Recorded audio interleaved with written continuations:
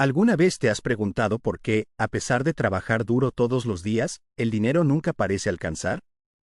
Es como si entraras en una rueda sin fin.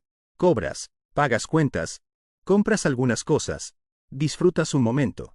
Y en cuestión de días, tu cuenta vuelve a estar vacía. Y lo más frustrante es que no entiendes del todo en qué momento pasó. No importa si ganas mucho o poco, si no aprendes a identificar los errores que drenan tu dinero, siempre sentirás que corres detrás de algo que nunca alcanzas.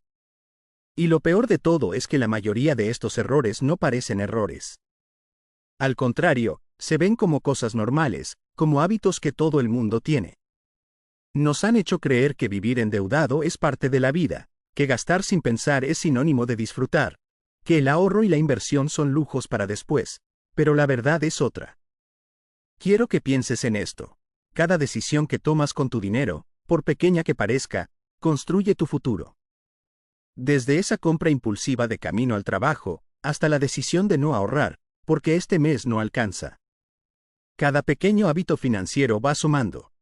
Y al cabo de los años, esos hábitos son los que determinan si alcanzas la libertad financiera o si te quedas atrapado en la frustración de vivir al día.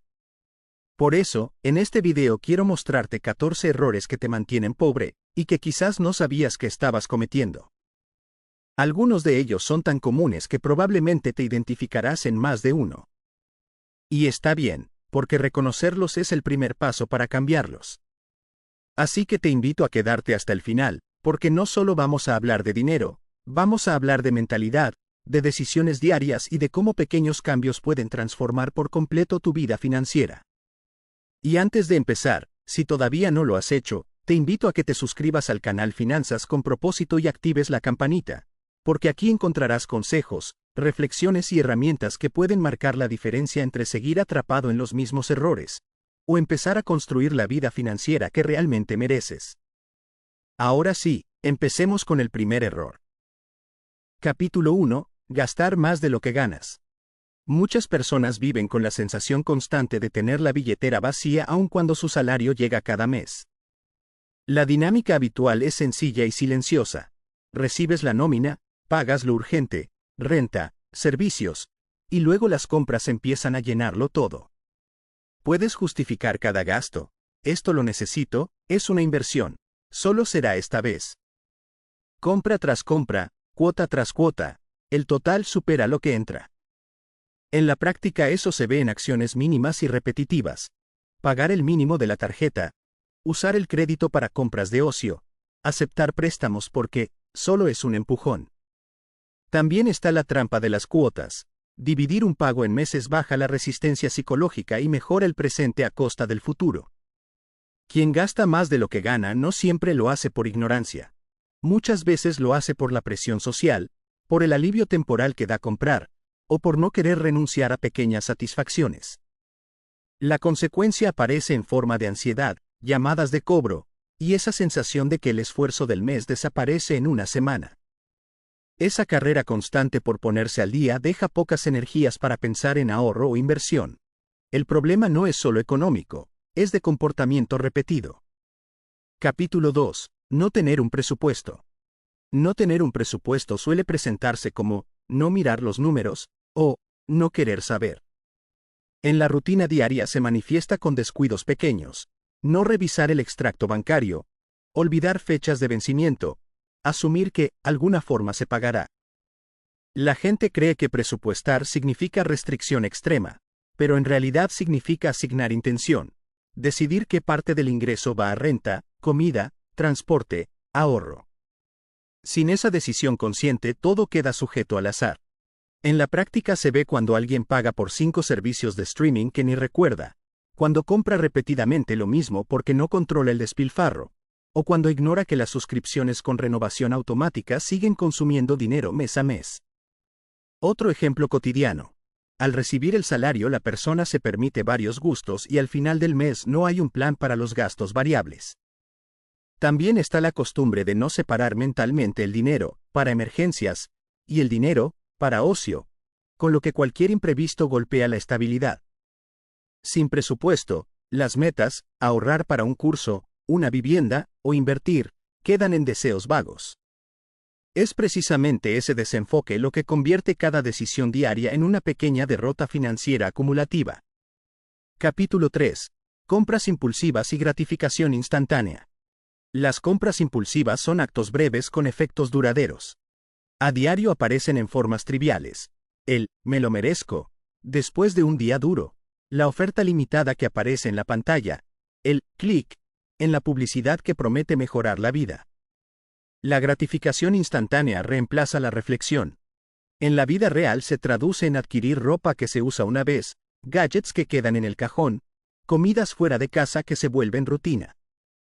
La clave está en la emoción del momento, la dopamina que se siente al obtener algo nuevo. Eso hace que la persona repita la conducta aunque luego sienta remordimiento. Otro patrón típico es la compra social. Ver a alguien en redes con algo y sentir la necesidad de tenerlo para no quedarse atrás. Las compras impulsivas también aparecen en la era digital con los botones de pago rápido, con recomendaciones que convierten la navegación en compra.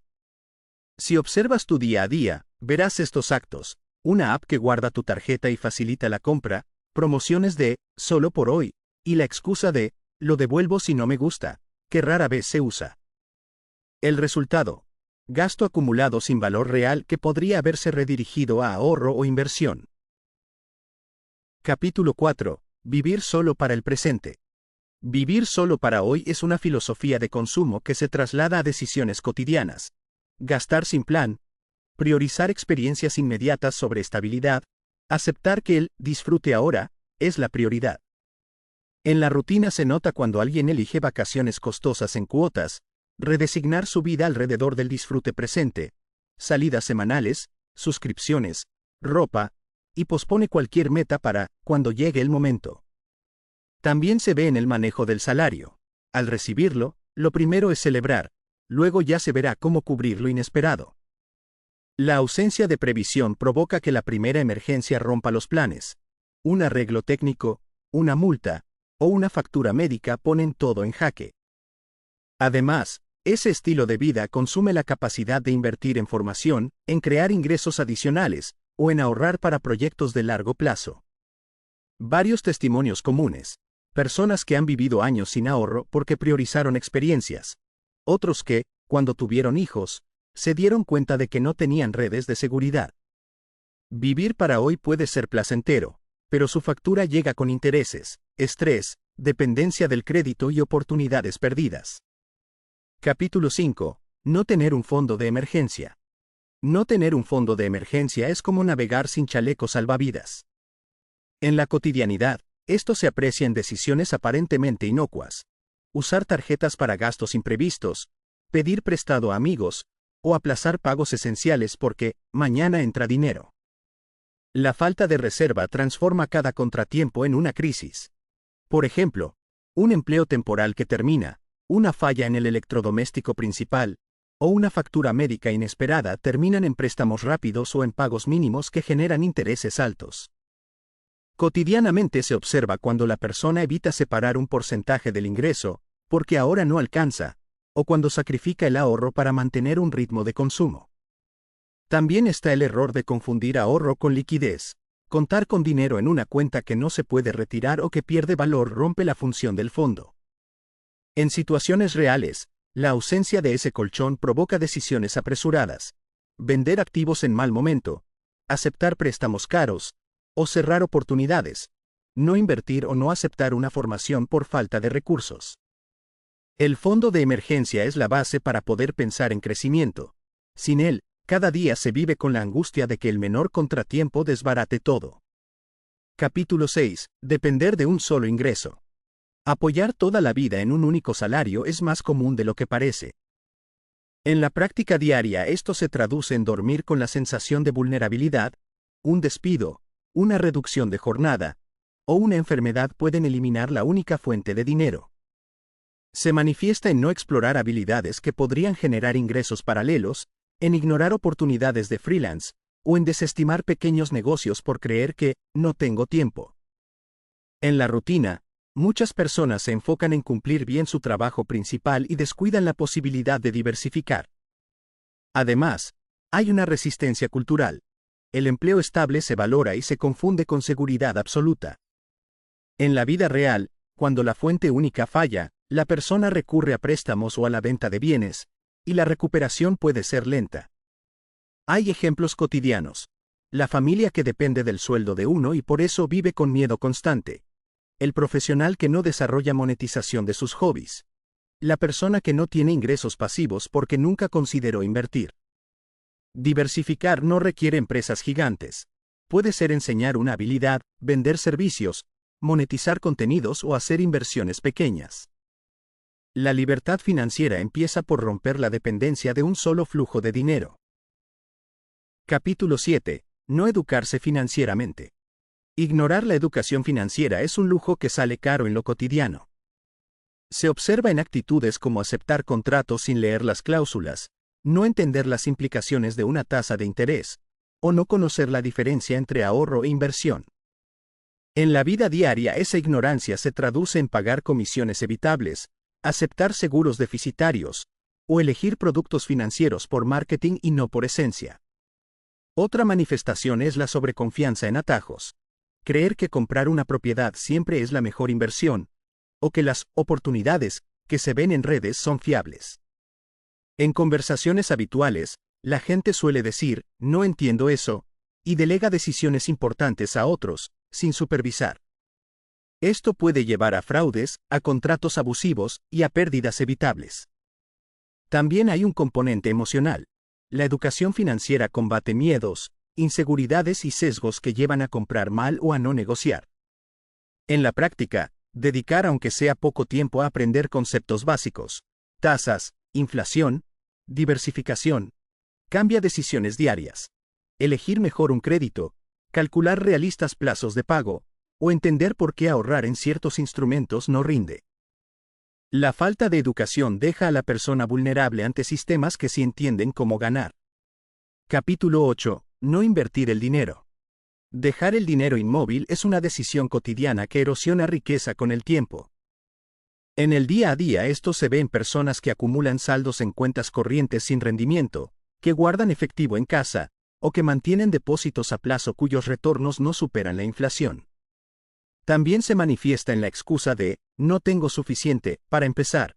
La idea de que invertir es solo para ricos impide que se aprovechen herramientas accesibles hoy. La consecuencia diaria es el costo de oportunidad. Ese café diario, esa compra pequeña que se repite, podrían ser aportes regulares a instrumentos que generen rentas o crecimiento. En situaciones reales, no invertir significa depender de la subida salarial para mejorar el patrimonio, en lugar de permitir que el dinero mismo genere más dinero. Otro patrón común es la procrastinación. Abriré una cuenta de inversión el próximo mes, que se convierte en años. La inversión no implica altos riesgos si se hace con criterio. Existen opciones graduales y diversificadas. En la práctica, quienes invierten con constancia ven cómo pequeños montos se capitalizan con el tiempo. Quienes no lo hacen pierden poder adquisitivo sin darse cuenta. Capítulo 9. Confiar ciegamente en créditos fáciles. Los créditos fáciles se presentan como soluciones instantáneas. Presta hoy, paga después. En el día a día se aceptan préstamos de consumo, se utiliza el crédito rotativo de la tarjeta, o se cae en ofertas de financiación sin leer la letra pequeña. La facilidad provoca una subestimación del costo real, intereses compuestos, comisiones por mora, y cláusulas que encarecen el préstamo. También están los préstamos rápidos en plataformas digitales que parecen convenientes, pero con tasas elevadas y condiciones poco claras.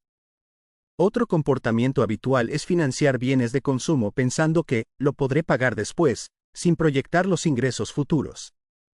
Ese hábito convierte al crédito en una carga permanente.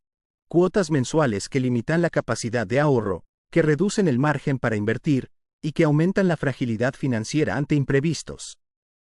En la práctica, muchas historias cotidianas comienzan con un crédito por necesidad y terminan con cadena de pagos que ahogan la tranquilidad. No todo crédito es malo, pero confiar sin evaluar convierte la facilidad en una trampa. Capítulo 10. Creer que siempre habrá tiempo después. Lo haré cuando. Es una excusa habitual que sabotea decisiones diarias. Quien dice, cuando tenga más dinero, empiezo a ahorrar, Olvida que la disciplina no surge por arte de magia cuando cambia el salario. En la rutina eso se traduce en postergar aperturas de cuentas de ahorro, en dejar para más adelante la planificación de la jubilación, o en posponer la formación que permitiría aumentar ingresos. La trampa psicológica es pensar en términos absolutos, que el mañana será un cambio de circunstancias automático. Esa mentalidad aparece cuando se desestima el poder de los pequeños hábitos. Ahorrar una porción del ingreso ahora, aunque pequeña, crea la disciplina. En la vida real, la postergación genera arrepentimiento. Personas en sus 40s que reconocen que podrían haber empezado antes y habrían disfrutado de mayores resultados. Pequeños actos repetidos hoy tienen efectos desproporcionados en el futuro. Creer que, más adelante, será mejor es regalar tiempo y oportunidades. Capítulo 11. Compararse con los demás. Compararse es un error que se vive minuto a minuto. Mirar la casa, el carro, las vacaciones del vecino y medir tu valor por eso. En la cotidianeidad esto se traduce en adoptar gastos para mantener una imagen. Cambiar de teléfono cada año, aceptar invitaciones costosas por miedo a quedar fuera, o comprar marcas para mostrar estatus. Las redes sociales amplifican la trampa. El feed transmite todo lo mejor de la vida ajena y crea la falsa impresión de que ese estilo de vida es la norma.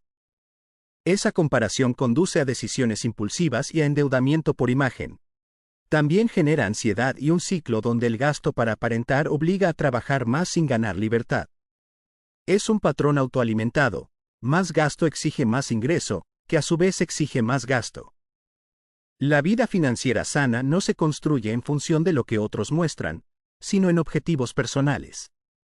Sin ese enfoque, cada día se vive intentando alcanzar un estándar ajeno que no aporta bienestar real. Capítulo 12. Postergar decisiones importantes. La procrastinación financiera se manifiesta en gestos cotidianos. No ordenar las deudas, evitar renegociar tasas, demorar la consulta a un asesor, o dejar para más tarde la constitución de un negocio propio. Cada decisión postergada acarrea costos, intereses que se acumulan, oportunidades de inversión que se pierden, y la carga emocional de lo no resuelto. En la vida diaria se ve cuando alguien tiene tiempo para todo menos para revisar sus finanzas personales. Cuando la persona pospone la actualización de su currículum o la búsqueda de un segundo ingreso, hasta que tenga más tiempo. Además, la postergación crea fricciones. Una llamada a un proveedor que no se hace, una reclamación no ejercida. Todos generan pérdidas pequeñas que sumadas son significativas. Muchos creen que no tomar una decisión es neutro. La realidad es que la inacción también es una decisión con consecuencias acumulativas. En el fondo, postergar equivale a ceder el control de tu futuro financiero. Capítulo 13. Depender del gobierno o de la suerte. Esperar que una ayuda externa cambie la vida es un error cotidiano y cómodo. Creer que una pensión, un subsidio, o un golpe de suerte solucionará los problemas financieros. Esa mentalidad se refleja en no planificar la jubilación, en no ahorrar porque, en algún momento habrá un auxilio, o en apuestas con la idea de un golpe de suerte que todo lo arregle. En el día a día, esa actitud lleva a la pasividad, pocas iniciativas para generar ingresos extra, mínima formación, y nula preparación ante cambios de escenario. También aparece en la confianza en soluciones estatales incompletas o en esquemas que no se ajustan a la realidad personal. La suerte puede llegar, pero depender de ella es una estrategia pobre. Priva de la responsabilidad personal y limita la capacidad de construir seguridad. Quien basa su vida en la esperanza de un rescate suele encontrarse sin recursos cuando realmente los necesita. Capítulo 14. Saber qué hacer y no actuar. Saber y no hacer es quizá el error más humano y letal. Muchos conocen las reglas básicas: ahorrar, presupuestar, invertir, diversificar.